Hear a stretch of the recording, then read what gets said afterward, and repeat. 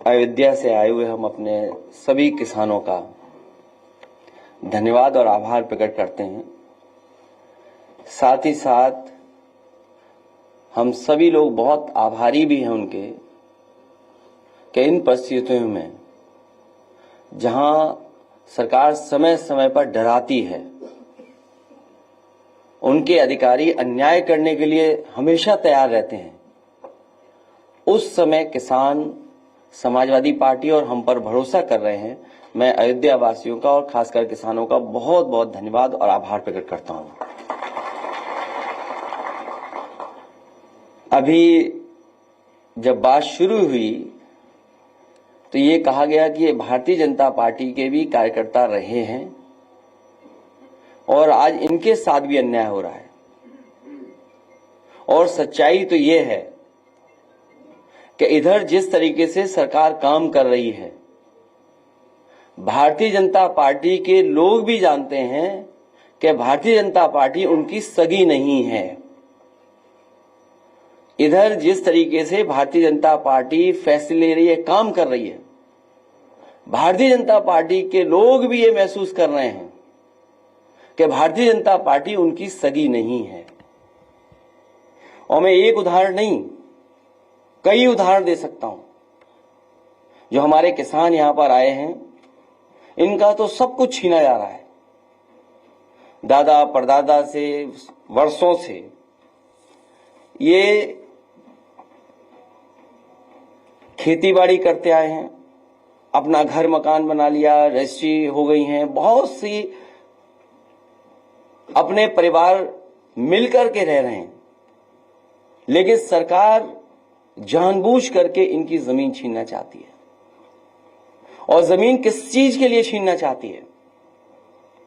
ये किसान जो आए हैं वो किसी विकास के खिलाफ नहीं है, क्योंकि अगर विकास होगा, खुशहाली होगी तो इनकी भी तरक्की होगी। इनका जो मानना और समझना यही है कि अगर अयोध्या में इतना विकास हो रहा है और खुशहाली आ रही है, तो इनका भी साथ साथ विकास हो, इनके घर परिवार में भी खुशहाली आए। सरकार जानबूझ करके सस्ते में जमीन लेकर के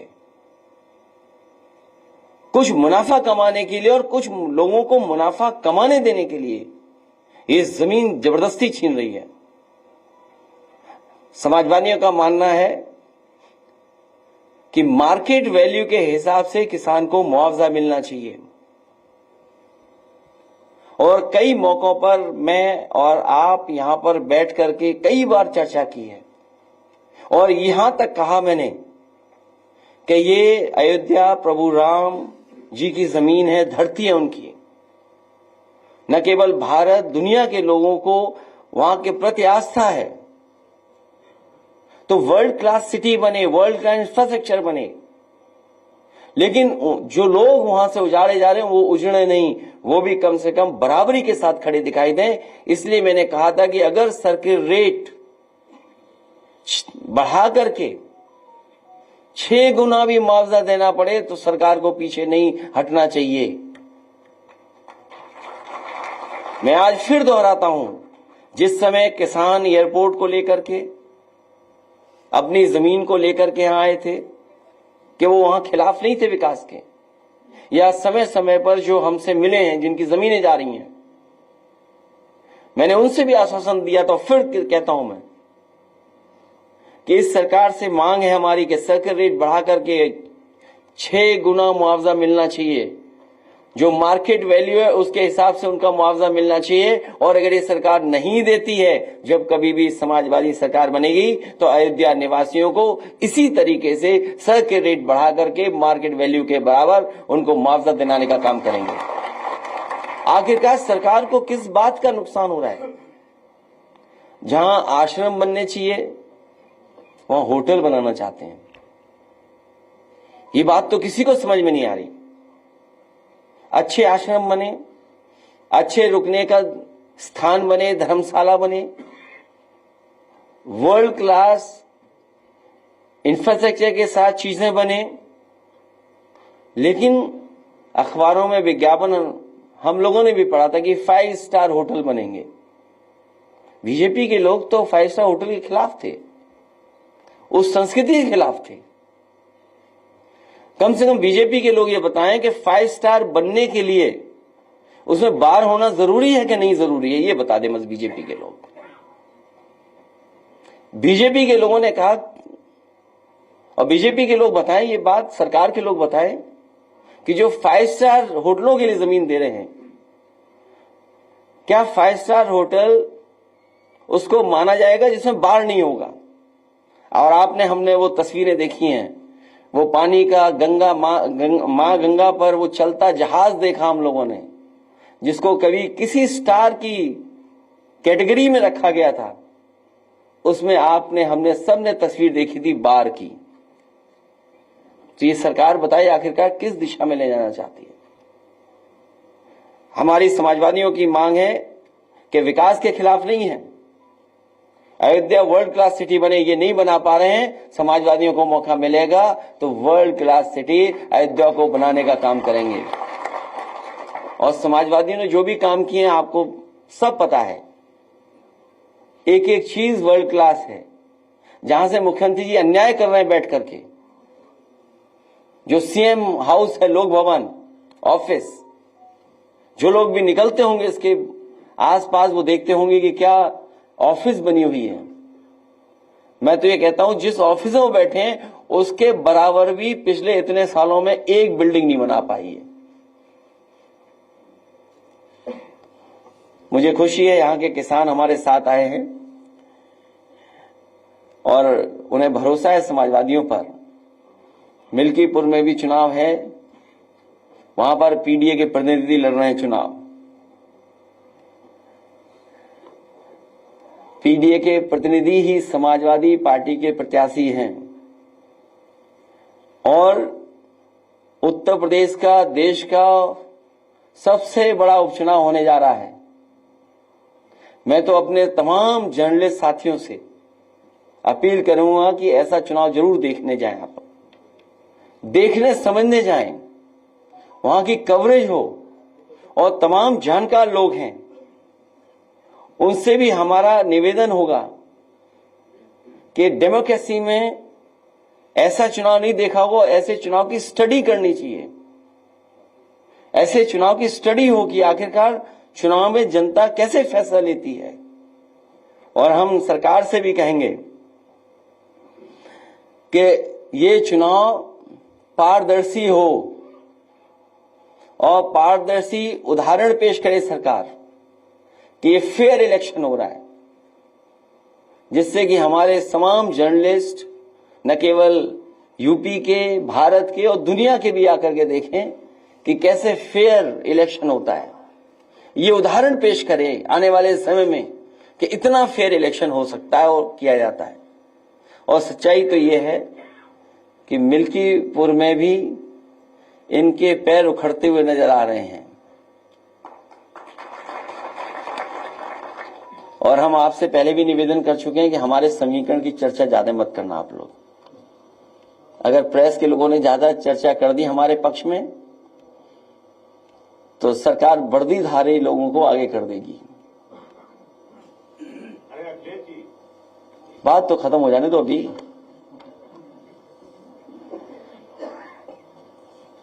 और भाजपा को हराने के लिए हमारे किसान तो हैं ही तैयार, भाजपा को हराने के लिए व्यापारी भी तैयार हैं, भाजपा को हराने के लिए युवा भी तैयार हैं, भाजपा को हराने के लिए महिलाएं भी, बहनें भी तैयार हैं। ये जो चुनाव होने जा रहा है इसमें बुरी हार भारतीय जनता पार्टी हार करके आएगी। मैं एक बार फिर अपने आए हुए किसानों का धन्यवाद देता हूं और मैं उन्हें भरोसा दिलाता हूं विधानसभा में भी, लोकसभा में भी आपकी बात को रखेंगे और आपके लिए समाजवादी पार्टी लड़ेगी भी, हक दिलाएगी भी। और आने वाले समय में सरकार बनेगी तो सर्किल रेट बढ़ा करके आपको मुआवजा दिलाने का काम हम सब लोग मिलकर के करेंगे। अगर जिस तरह लगातार अयोध्या के मामले पर लगातार आप सवाल उठा रहे हैं कि जमीनों का अपहरण किया जा रहा है, उसके बावजूद सरकार छोड़ने को तैयार नहीं, तो क्या समाजवादी पार्टी के कार्यकर्ता और समाजवादी पार्टी के नेता फ्रंट पे भी उतर के इसके खिलाफ लड़ाई लड़ेंगे? कई बार सुधार आता है फिर बिगड़ जाती है बीजेपी। जब यहां पर बातचीत आपसे होती है तो सुधार आता है और फिर बिगड़ जाते हैं। और इससे महत्वपूर्ण सवाल हमारे पत्रकार साथियों को ये पूछना चाहिए और बताना चाहिए जनता को भी कि आखिरकार सब रजिस्ट्रियां बीजेपी वालों की कैसे हो रही हैं। लोग कह रहे थे कि आप गंगा नहाने कब जाएंगे, और आप गंगा नहाने गए भी, और उसकी एक तस्वीर आपने वायरल की जो लाखों लोगों ने देखी। उस तस्वीर को जो आप चेन पकड़ के हैं उसको लोग देख के विरोधी जो है ठंडे बस्ते में चले गए और कह रहे हैं कि आप द मोस्ट हैंडसम पॉलिटिशियन। मैं अपने साथी का धन्यवाद देता हूं और मुझे अच्छा लगता है कि सबसे पहले सवाल आप ही और सबसे अच्छा सवाल आप ही पूछते हो। अब मुझे तो ये लगता है कि मुख्यमंत्री जी को 2 डिप्टी सीएम हाथ पकड़ करके ले जाकर के डुबकी लगवाएंगे।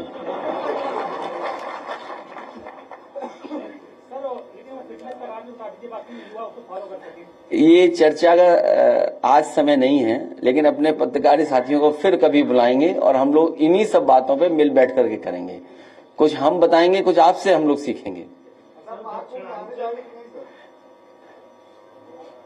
वो बात पुरानी हो गई, फिर जाएंगे। सर, दक्षिणांचल और पूर्वांचल डिस्कॉम को विद्युत का आदेश, हम लोग इसके पक्ष में नहीं कि प्राइवेटाइज हो, इस पक्ष में नहीं, क्योंकि प्राइवेटाइज हो जाएगा तो हमारी जनता को फिर महंगा बिजली और तमाम सरकारी नौकरियां, जो बात हम लोग कहते थे संविधान के साथ खिलवाड़ हो रही है। संविधान में मोटी मोटी बात जो हम सब आप समझते हैं कि संविधान के तहत ही हमें आरक्षण मिला है, और जब प्राइवेट हो जाएगी चीज तो आरक्षण नहीं मिलेगा, आपको नौकरी नहीं मिलेगी। तो संविधान में जो हमें हक अधिकार मिलता है उसके खिलाफ भारतीय जनता पार्टी काम करती है। अगर प्राइवेटाइजेशन हो रहा है और पक्की नौकरियां छीनी जा रही तो इसका मतलब यह है कि बाबा साहब भीमराव अम्बेडकर जी का दिया हुआ संविधान के साथ छेड़खानी हो रही है। बीजेपी के वो पासवान है और कहा जा रहा है कि गुजरात में उनका कारोबार है, टिकट दिल्ली से हुआ है, बाहरी वर्सेस लोकल की लड़ाई। मेरा तो एक ही निवेदन और अपील रहेगा कि गुजरात वालों से बच के रहना। इसमें कोई दो राय नहीं। जितना समाजवादी के शासन में उत्तर प्रदेश के अंदर काल हुआ है और जितना देखा गया है कि समाजवादी ने जो काम किए हैं वो उसकी एक आस्था दी थी, लेकिन क्या वजह रही लगातार पिछले 2 बार समाजवादी बैकफुट करते रही, इसकी वजह क्या रही इतने काम कराने के बावजूद? ये भी अभी सवाल जाने कहाँ का है। हम अपने पत्रकार साथी को बता दें कि जब, हालांकि हमारे किसान और सभी लोग आए हैं, जब यहाँ पर सब स्टेशन के लिए जमीन लेनी थी घंटाघर के पास, तो क्योंकि जो घंटाघर के आसपास का सौंदर्यीकरण था तो वो सब स्टेशन नहीं हटता, तो स्पेस नहीं बन रहा था, एरिया नहीं निकल रहा था। तो समाजवादी पार्टी की सरकार में हम लोगों ने फैसला लिया था कि सब स्टेशन हटाया जाए, और जब सब स्टेशन हटाने का फैसला लिया गया तो जमीन वहां नहीं थी। और मेरे पास कई बार अधिकारी आए, उन्होंने कहा सब स्टेशन मत हटाइए क्योंकि सरकार का पैसा चला जाएगा अगर आप जमीन दूसरी लेंगे। कई बार वो फाइल वापस करना चाहते हैं कि सब स्टेशन नहीं हटे, और इसी के सहारे उन्होंने हमारे एक एमएलसी को भी मना लिया था, पटा लिया था। उससे भी हमसे कहलवाते थे कि ऐसा है सब स्टेशन मत हटाइए, बन नहीं पाएगा। उस समय भी मैंने अधिकारियों से कहा कि ये जरूरी है, जब तक सब स्टेशन नहीं हटेगा तब तक यहां सुंदरता नहीं बनेगी। तो आपको मैं जानकारी दे दूं, उस समय जो मार्केट वैल्यू थी उसके हिसाब से उसे मुआवजा दिया गया था। वो कोई रस्तोगी थे, शायद उन्हें 37 करोड़ रुपया उसका मुआवजा मिला था।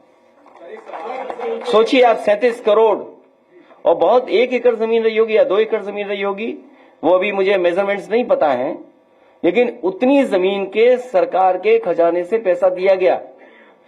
सवाल यह है कि अयोध्या में वर्ल्ड क्लास सिटी बने, और बीजेपी के लोग ये तो कहते थे वेटिकन सिटी बनाएंगे, हम उससे बेहतर सिटी बनाएंगे।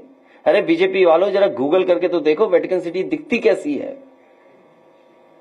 अगर उसके हिसाब से अगर तुमने 1 इंच भी बनाया हो अयोध्या में कहीं, तो बता दो हमें आप। उन गरीबों को आप मार रहे हो, किसानों की जमीन छीन रहे हो, जिनका जीवन यापन सदियों से वहीं होता आया है। इन्हें भगवान प्रभु श्री राम भी छोड़ेंगे नहीं, इनके खिलाफ भी भगवान श्री राम जी कुछ न कुछ करेंगे, जो गरीबों को दुख दे रहे हैं।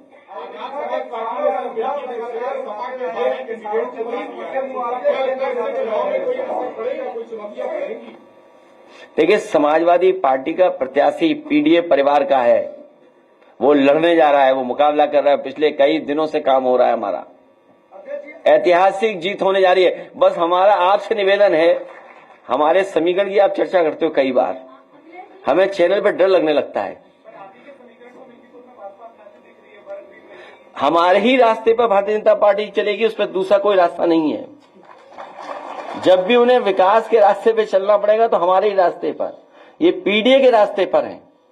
और देखिए पीडीए का कमाल क्या हुआ, कुंभ के मेले में हर खंबे पे पीडीए पीडीए लिख गया।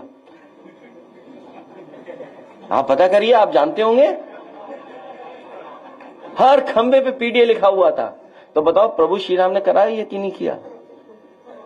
बाद में जब सरकार को पता लगा तो हटवाने में लग गए, क्योंकि पीडीए का मतलब जो बीजेपी के अधिकारी को पता ही नहीं था, प्रयागराज डेवलपमेंट अथॉरिटी।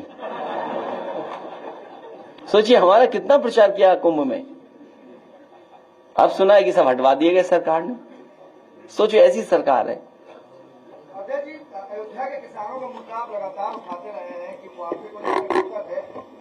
लगभग 2 महीने पहले आवास विकास परिषद के सचिव नीरज शुक्ला ने प्रेस कॉन्फ्रेंस की थी और उस प्रेस कॉन्फ्रेंस में जो है अयोध्या के किसानों की बात की। उन्होंने कहा कि हम लैंड पूलिंग पे बात कर रहे हैं कि लैंड पूलिंग के लिए किसानों को जमीन दी जाएगी, किसान इस पे राजी हो कि वो अपनी पूरी जमीन देंगे और उसका 25% हिस्सा हमने डेवलप एरिया में देंगे। लेकिन किसान जो है लगातार बड़े ज्यादा मुआवजे की मांग कर रहे हैं, जो उनके लिए देना जो है लैंड पुलिंग या इस तरह की जो शब्दावली ला रहे हो, जो कई स्टेटों में सक्सेसफुल भी है, फेलियर भी है। ये लैंड एक्विजिशन का तरीका, पूरा सरयू नदी के आसपास लैंड एक्विजिशन हो गई। किसानों को कितना लैंड पुलिंग में मिला है बता दे सरकार हमें।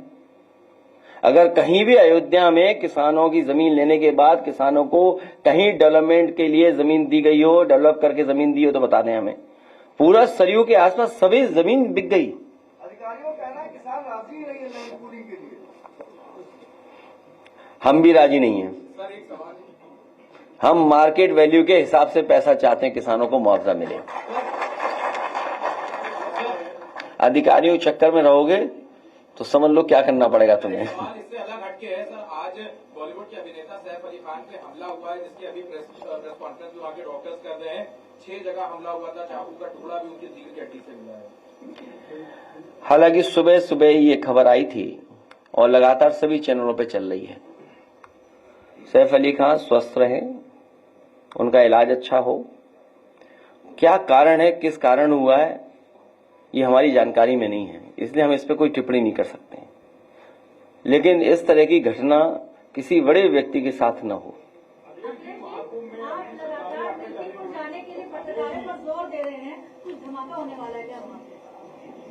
नहीं, हम तो चाहते हैं कि फेयर इलेक्शन हो, इसलिए आपको भेज रहे हैं। रेलवे और बस से सिर्फ 16 लाख आपकी सफर कर पाए, तो क्या आप मानते हैं कि सरकार जो 3 करोड़ 4 करोड़ लोगों को डुबकी लगाने की बात कर रही है, ये लोग पैदल गए वहां से? सरकार का हर आंकड़ा वो है फर्जी, और हमारा पत्रकार साथी सही बोल रहा है, हम इसको धन्यवाद देते हैं। कुछ ट्रेनें खाली आ रही हैं, सुनने में आया गोरखपुर वाली खाली ट्रेन गई है पूरी, और नहीं मानते अभी वीडियो दिखा सकता हूं मैं आपको। नहीं, वो छोड़िए, हम उन पर चर्चा नहीं करना चाहते हैं। लेकिन ये बात मोटी मोटी मान लीजिए कि बीजेपी का हर आंकड़ा फर्जी है। याद कीजिए नोटबंदी में क्या कहा, भ्रष्टाचार कम हो जाएगा, काला धन खत्म हो जाएगा। आज बताइए भ्रष्टाचार कितना बढ़ गया, पत्रकार साथियों से बेहतर कोई नहीं जानता होगा। और इसी नोटबंदी के बाद जीएसटी आ गया। जीएसटी से बताओ व्यापारियों का नुकसान हुआ कि नहीं हुआ? व्यापारी बर्बाद हो गया। और अभी नई तरह की लड़ाई चल रही है। कानपुर में सभी कारोबारी कानपुर छोड़ करके जा रहे हैं। सोचिए, कारोबार अगर चला गया कानपुर से, ये कारोबार तो ला नहीं पाए। याद कीजिए, इन्होंने कितना बड़ा आयोजन किया था, इन्वेस्टमेंट मीट। इन्वेस्टमेंट मीट का तो कुछ हुआ नहीं, कोई इन्वेस्टमेंट स्टेट के पास नहीं आया। लेकिन जो कारोबारी पहले से थे, जिनका कारोबार हो रहा था, चल रहा था, वो कानपुर छोड़ करके जा रहे हैं, लखनऊ छोड़ करके जा रहे हैं।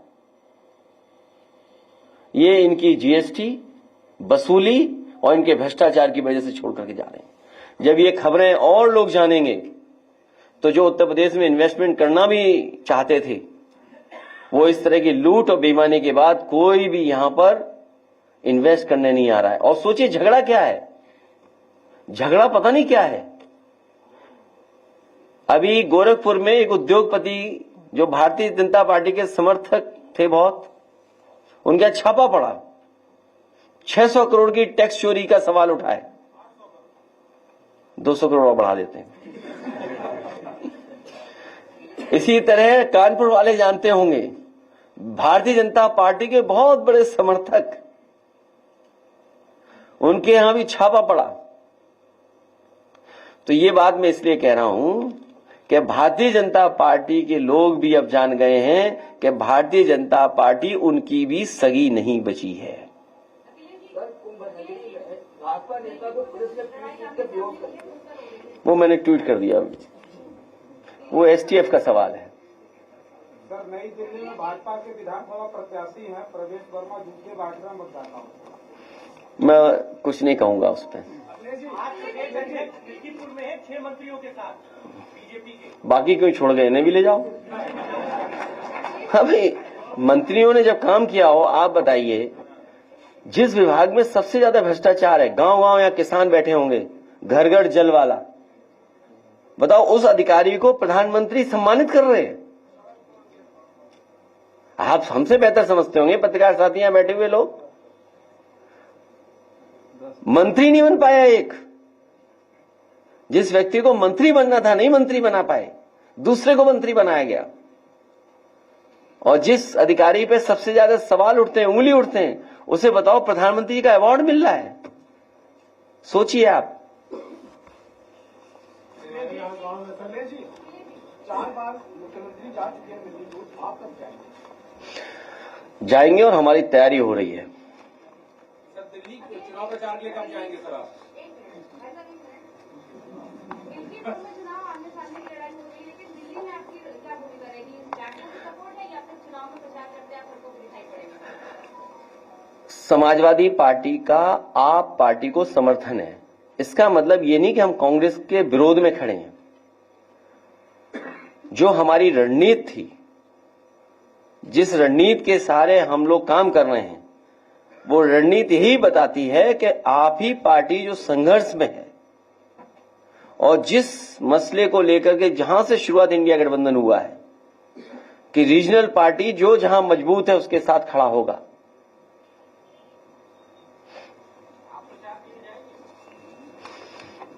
आप भी चलना, दोनों जगह चलेंगे। इसलिए एक बार फिर हम अपने किसानों का धन्यवाद देते हैं और आप इन किसानों की मदद कराइए, आप इधर उधर की बातें मत करिए। और अयोध्या वाले और लोग भी हैं, आप खड़े हो जाओगे, यहाँ आ जाओगे अयोध्या वालों, और आइए इधर। अयोध्या के जो लोग आ जाए पीछे, सिर्फ अयोध्या वाले आ जाओ। और फिर यहाँ से ले जाना बाहर से, पीछे हो जाओ ना, सब खड़े हो जाएंगे। हाँ।